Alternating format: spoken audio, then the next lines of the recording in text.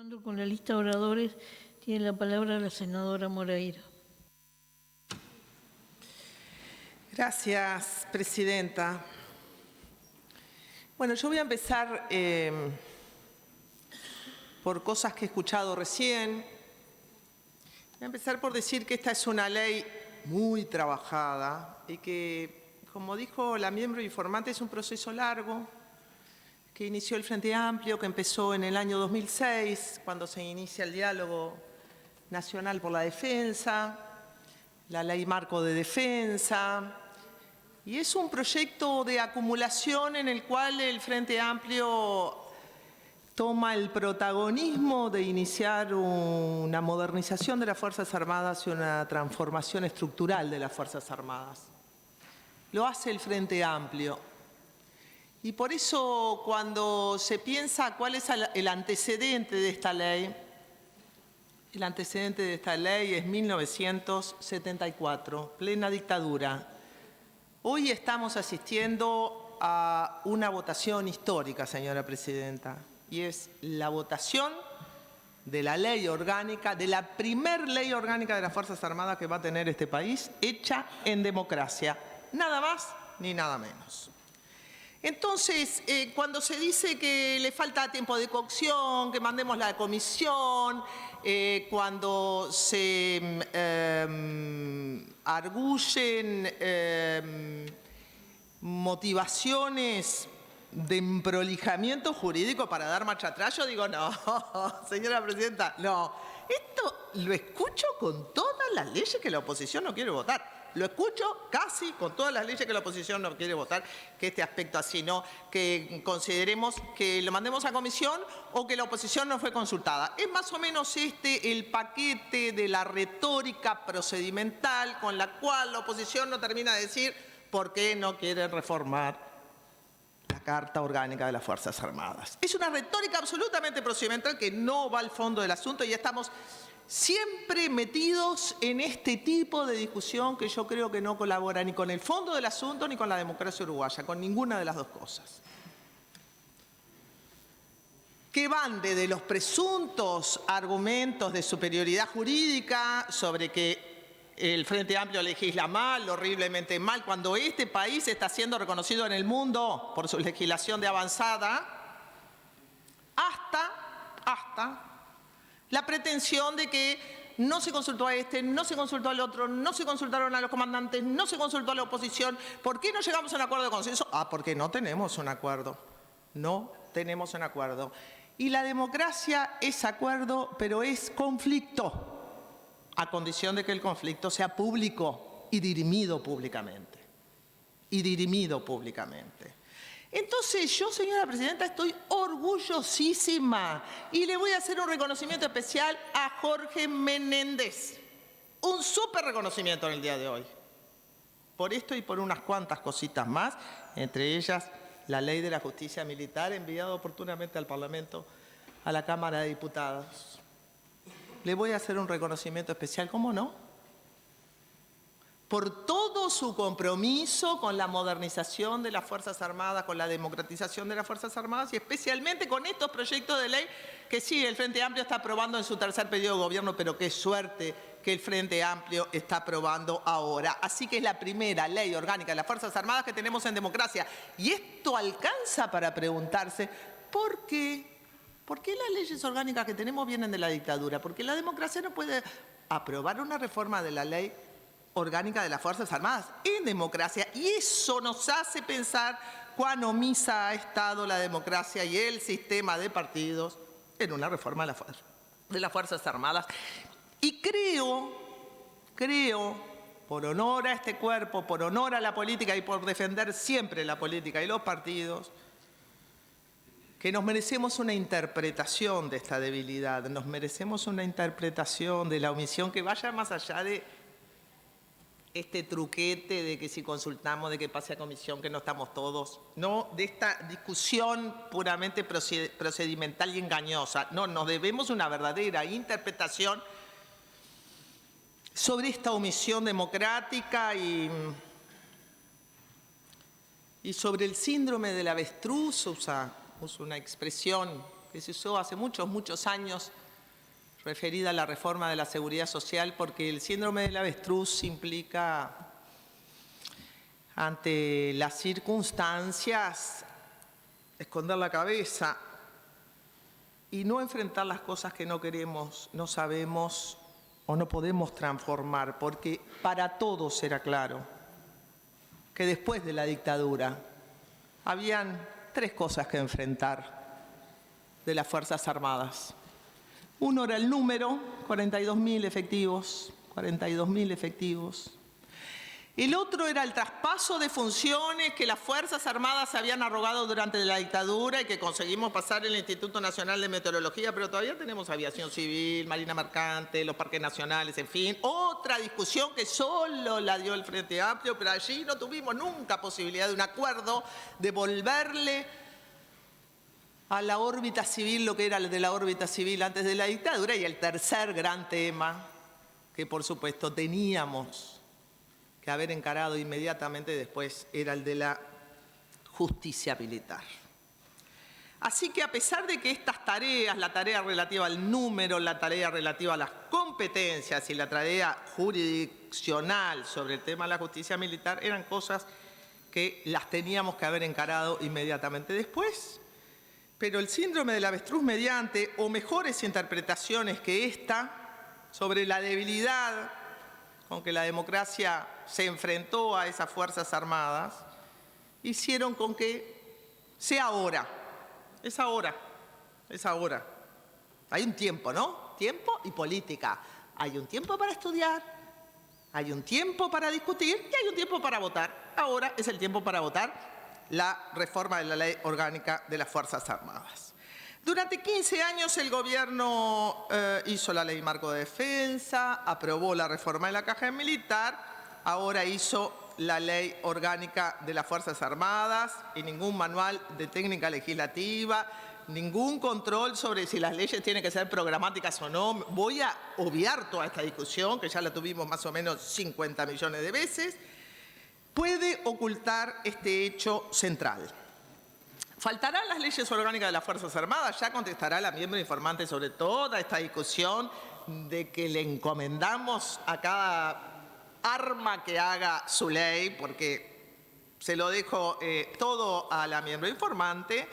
Faltarán las leyes orgánicas de las Fuerzas Armadas y aquí, por supuesto, que hay un trayecto hacia el futuro que la ley necesariamente determina, y es que este es el marco general y luego las leyes orgánicas de las fuerzas lo determinarán, así como establece un plazo de transición para uno de los aspectos centrales de la ley, que es la reducción del número de oficiales superiores.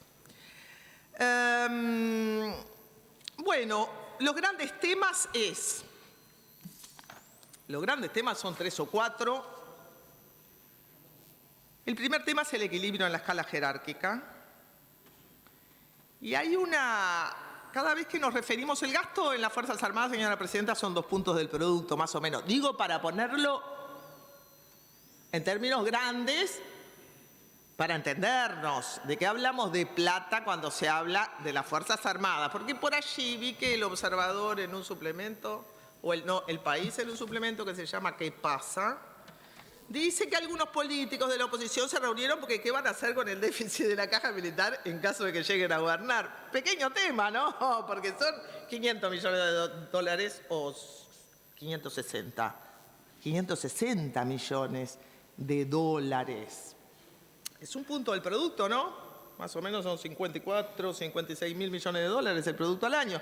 O sea que lógico, no van a votar la reforma de la Caja Militar por motivos políticos, ni siquiera ideológicos, políticos, con nosotros, porque no le van a dar todo el resto al Frente Amplio, decir, sí, vamos a aprobar esto, pero entonces he visto unas soluciones muy locas, de que entonces aumentarían el presupuesto de las Fuerzas Armadas, pero reducirían la edad jubilatoria, pero ¿cómo? Si la reducción de la edad jubilatoria era uno de los puntos centrales de la reforma de la Caja Militar, ¿por qué no votaron la reforma de la Caja Militar? ¿No? Porque la plata no la paga el gobierno del Frente, la plata la paga todo el país, todos y cada uno de nosotros sustentamos el déficit de las Fuerzas Armadas. Y una parte del déficit de las Fuerzas Armadas tiene que ver con este punto, que es la escala jerárquica. ¿Qué es la escala jerárquica? Yo leía, porque me leí la discusión en diputados de esto, y Pozzi decía que con el tamaño, la relación que había entre la jerarquía y los subalternos, ¿no? Un coronel cada tanto, qué sé yo. Y que con eso, esa relación, que es una relación promedio en un instituto de las Fuerzas Armadas que debe tener alguna normativa internacional, de la misma manera que hay promedios sobre el número de efectivos per cápita, hay promedios sobre el gasto en Fuerzas Armadas sobre producto, hay promedios a los que el Uruguay debería promedialmente adaptarse, hay promedios que revelan que la pirámide, como dijo la miembro informante, está un poquito desbalanceada, especialmente por la hipertrofia en el número de coroneles. Por la hipertrofia en el número de coroneles hubo una discusión sobre esto, los números se ajustaron. Yo hubiera querido un ajuste mayor, señora presidenta. Yo hubiera querido un ajuste mayor, algunos sectores del frente, pero en el frente finalmente todos convergemos. Así que el carácter hipertrofiado de la oficialidad superior respecto del personal a cargo se reduce, amortigua y controla por virtud de esta ley orgánica y se ajusta a las funciones asignadas. Otro tema, y por supuesto se hace progresivo, ¿no? Porque en 3 años, digo, no es una cosa que se hará todo progresivo, como se hace, siempre progresivo, bastante más progresivo para las Fuerzas Armadas que para la población en general, ¿eh? Porque acá cuando se aprobó la reforma de la edad jubilatoria, tenía menos de 40 años y entrabas al nuevo régimen, ¿eh? En cambio, cuando hicimos la reforma de la Caja Militar, concedimos un régimen de transición más que generoso. Así que con las Fuerzas Armadas todo es gradual y amortiguado. Pero el carácter hipertrofiado de los escalones superiores, especialmente el número de coroneles, se amortigua, se controla y se reduce en este proyecto de ley. Me parece que esta es una de las cosas fundamentales del proyecto. El segundo, y acá tuve que hacer algunas respuestas a la prensa sobre que esta ley reduce los beneficios del personal subalterno, porque eso es lo que está saliendo en los diarios y en la televisión, ¿eh? Y eso es una interpretación de la ley completamente sesgada desde el punto de vista de sus fundamentos, completamente equivocada y plagada de errores. Así que voy a aprovechar mi exposición para decir cuáles son los beneficios que se le dan al personal subalterno. Porque cada vez que hacemos algo en relación a las Fuerzas Armadas, siempre se nos dice que vamos contra el personal subalterno cuando fue el Frente Amplio que usó la reducción de vacantes para aumentar los sueldos de los soldados significativamente durante 10 años.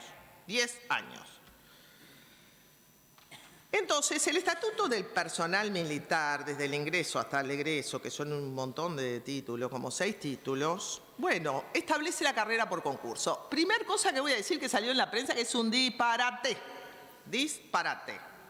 Que los comandantes en jefe van a acceder por concurso y que los generales van a acceder por concurso, señora presidenta. Artículo 103, artículo 102. Estas son designaciones del Poder Ejecutivo. No es que los comandantes en jefe van a ser comandantes en jefe por concurso. Y ahora se va a llegar a general por concurso. No, hay que leer el proyecto de ley. Digo, esto ha estado en la prensa. Pero ¿qué es lo que hace la carrera por concurso? Bueno, una cosa muy importante, y es que las vacantes sean reales como en todo el Estado. Es decir, si hay una vacante presupuestal, se llena. Y si no hay una vacante, no se asciende por la calera del burro. Es decir, me toca el grado superior, aunque no tenga una función para llenar. Porque eso genera una estructura de las Fuerzas Armadas completamente excepcional y privilegiada respecto del Estatuto de los funcionarios públicos y de lo que deben ser las funciones de las Fuerzas Armadas. Hay una vacante real determinada presupuestalmente, se llena. Si no, no se llena. Eso me parece súper importante porque nosotros sabemos que tenemos las dos tablas, ¿no? La de la vacante que se llenan y la tabla del costado, que son los ascensos que se producen obligadamente aunque no haya vacante. Pero el tema del concurso, señora presidenta, el tema del concurso implica que adentro de las Fuerzas Armadas van a haber criterios objetivos y procedimientos transparentes para el ascenso.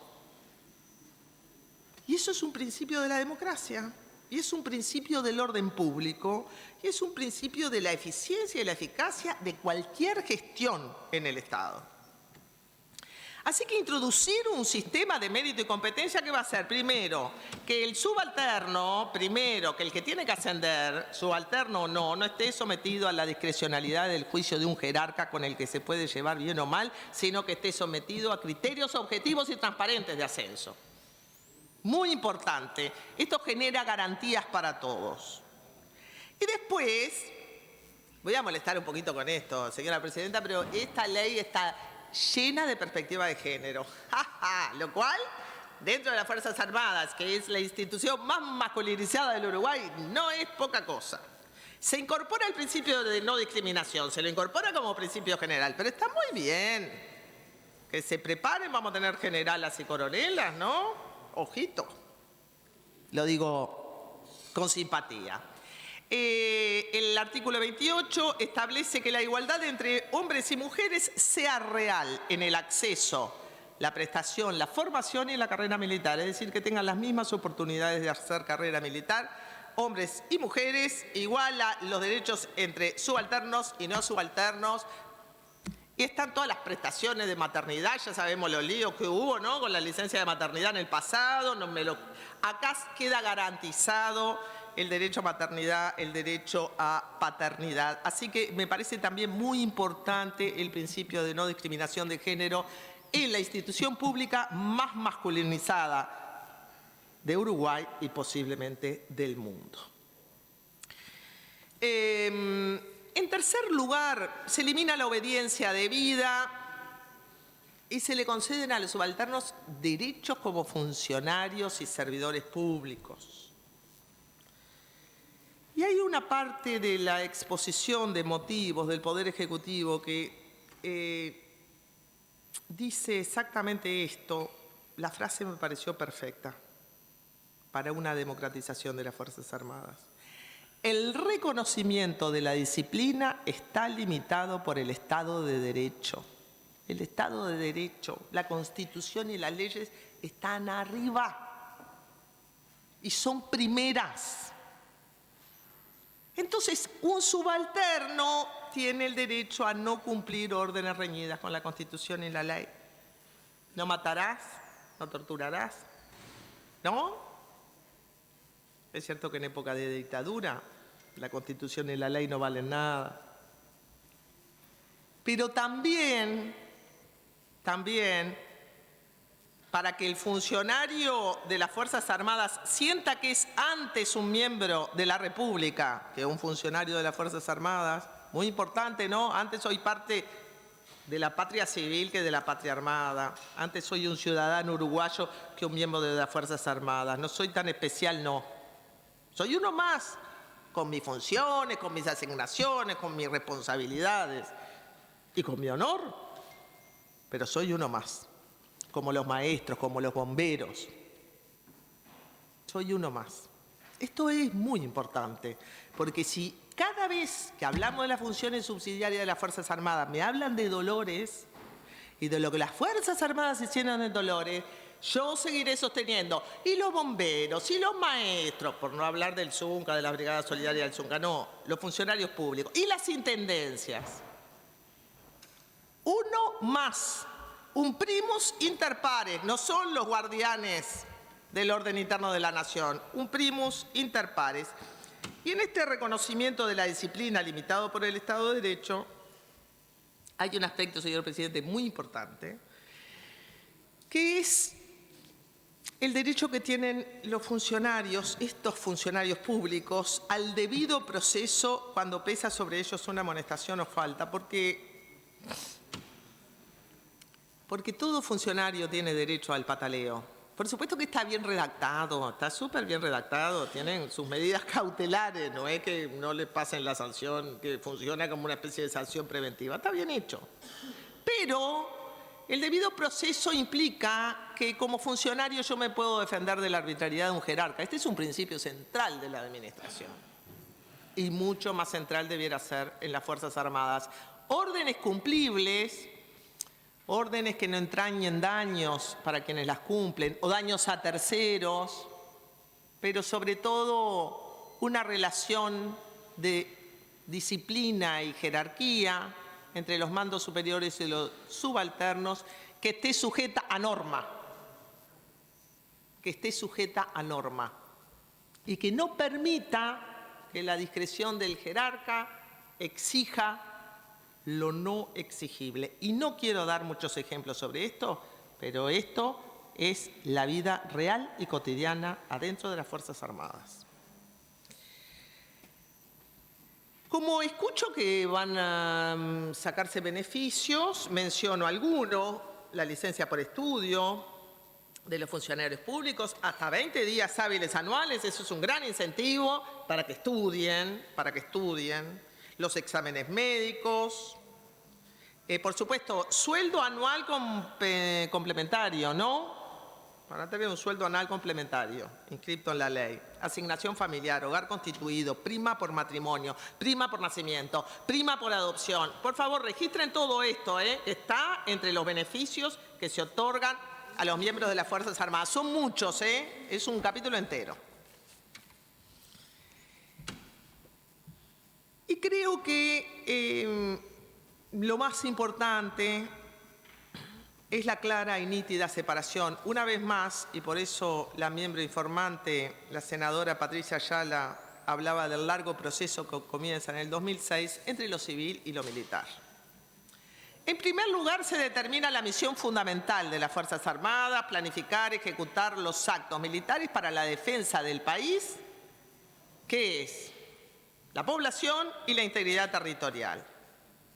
Pero en la exposición de motivos, el Poder Ejecutivo dice: la población no puede considerarse nunca una amenaza a la seguridad del Estado y su protección es el fin superior. ¿Qué está diciendo con eso? Es el dilema que Platón planteaba en su República idealizada entre los guardianes de la República y los ciudadanos de la República. Y decía: los guardianes de la República son como el perro, puede ser leal a su amo. Estos eran los términos de Platón, Pero ¿qué impide que el perro pueda volverse contra el amo? Todo un dilema filosófico, la República de Platón. Los cuerpos armados tienen que estar severamente restringidos por las normas para toda otra actuación que no sea la defensa de la población y el territorio, para impedir que, lo que ha pasado en toda América Latina, que los cuerpos armados puedan volverse contra su propia población. Lo tenemos tipificado en las leyes: terrorismo de Estado se llama, terrorismo de Estado. Hay que repetirlo una y otra vez, porque el terrorismo del Estado usa las Fuerzas Armadas como instrumento para aterrorizar a la población con todos los instrumentos políticos, jurídicos y armados que eso significa. Así que la población no puede considerarse nunca una amenaza a la seguridad del Estado. Y cuando hablan de posibles modificaciones a la ley en un futuro, cuidado con esto, porque en esto nos va la vida a todos. Se sale entonces de la doctrina de la seguridad nacional, ¿no? De que las Fuerzas Armadas tienen que cuidarnos a la población, pero especialmente del enemigo interno. Ya sabemos todos de dónde viene eso. Eso viene de la Guerra Fría, ¿no? Eso viene de la Guerra Fría. El enemigo interno son los malditos rojos. El enemigo interno son los comunistas. El enemigo interno son los dirigentes sindicales, dirigentes estudiantiles. El enemigo interno son todos los sospechosos. Eso viene de la Guerra Fría. Y la doctrina de la Guerra Fría informó a una formación sistemática y prolongada, efectuada, claro está, por la Policía del Mundo, Estados Unidos, sobre las Fuerzas Armadas latinoamericanas durante décadas de instrucción mental, no solamente de instrucción militar. Así que eliminemos la doctrina de la seguridad nacional, señores, no estamos en la Guerra Fría, y la población, insisto, no puede considerarse nunca una amenaza a la seguridad del Estado. Y espéreme, cuando termine el punto 3.3, se la doy. Y el proyecto de ley determina las funciones subsidiarias. Porque en la determinación de la misión fundamental y la misión subsidiaria hay una discusión pública que no puede ser ocultada en el debate en este plenario, aunque no está en la ley, por supuesto. Y es el fenómeno Dolores, insisto. Es el rol de las Fuerzas Armadas en el sistema de emergencia nacional, que es político y que crea el Estado para poner a colaborar la Intendencia, los bomberos, las Fuerzas Armadas, ¿no? La salud, la educación. Eso es el sistema de emergencia, es poner a todas las partes juntas a trabajar en la prevención y tratamiento de los riesgos vinculados a emergencias. ¿Por qué digo esto? Porque en la delimitación de las funciones subsidiarias, algunas de las cuales a mí no me gustan, pero las voto, selecciono las que me resultan más potables: proteger el medio ambiente, proteger las infraestructuras críticas o vitales, constituir reserva estratégica en materia sanitaria, prevención de riesgos vinculados a desastres de origen natural. Yo siento que hay una parte de la discusión sobre el rol de las Fuerzas Armadas que se fue desplazando de lo que es la misión central de las Fuerzas Armadas a lo que son sus funciones subsidiarias. Entonces se termina justificando el fenómeno Dolores a las Fuerzas Armadas por sus funciones subsidiarias. Pero entonces eso revela el fracaso de la política en hacerle entender a la gente que el rol de las Fuerzas Armadas es su misión fundamental y no son sus misiones subsidiarias. Si vamos a justificar el rol de las Fuerzas Armadas por sus misiones subsidiarias, estamos agarrando un camino lateral muy complicado, porque la verdad, para las funciones subsidiarias no se precisan cuerpos armados. No se precisan cuerpos armados. Entonces, vamos a trabajar con las Fuerzas Armadas con su misión fundamental, no con sus misiones subsidiarias. Pero el proyecto de ley las tipifica y allí vienen unos capítulos sobre la complementariedad con otros organismos del Estado, que amerita toda la discusión sobre el poder que hace el Poder Legislativo en relación a la autorización de funciones de las Fuerzas Armadas, que prefiero darle la interrupción al senador García ahora, antes de entrar allí. Así que, señor presidente, si usted me lo autoriza, le daría una interrupción al senador García.